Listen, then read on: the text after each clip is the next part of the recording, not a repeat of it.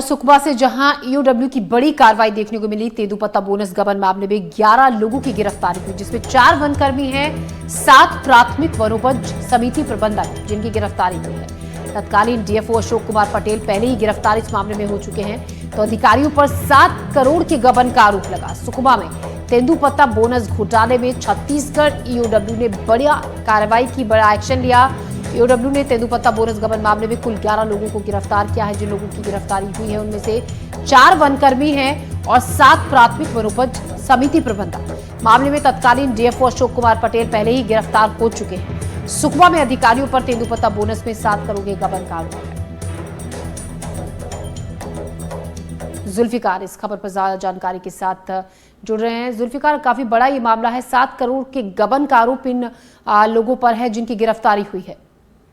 बिल्कुल, ये बहुत बड़ा मामला इसलिए भी हो जाता है क्योंकि आदिवासियों की आर्थिक स्थिति को मजबूत करने के लिए सरकार तेंदूपत्ता की खरीदी करती है, और अगर उस तेंदूपत्ता की जो खरीदी करने के दौरान जो भुगतान आदिवासियों को होना है, जो तो तेंदू के पत्ते को तोड़कर लाते हैं, क्योंकि तेंदूपत्ता जो है आदिवासियों के लिए एक हरा सोने के तौर पर माना जाता है, और उसमें के भुगतान की राशि उसमें अगर करोड़ों रुपए की राशि हो जाए, भ्रष्टाचार हो जाए, तो एक बड़ा मामला होता है।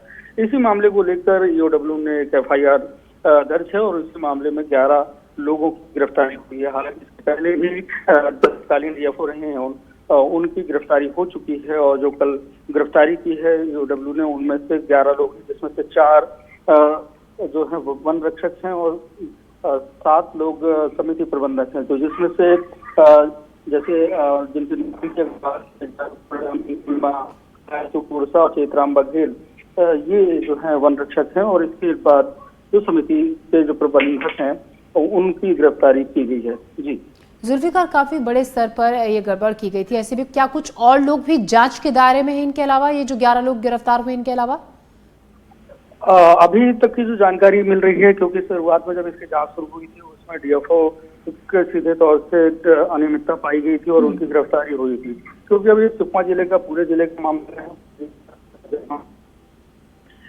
समितियां बनी हैं और उन समितियों के माध्यम से तेंदूपत्ता खरीदी करती, तो ऐसे में ये संख्या और भी बढ़ सकती है, क्योंकि अलग अलग जो समितियां हैं, जैसे कि अभी इसमें 7 समितियों के जो अध्यक्ष हैं, तो उनकी गिरफ्तारी हुई है, और इसके साथ ही जो 4 वनकर्मी हैं उनकी गिरफ्तारी हुई है। तो सीधे तौर से अगर देखें तो ये संख्या बढ़ ही सकती है।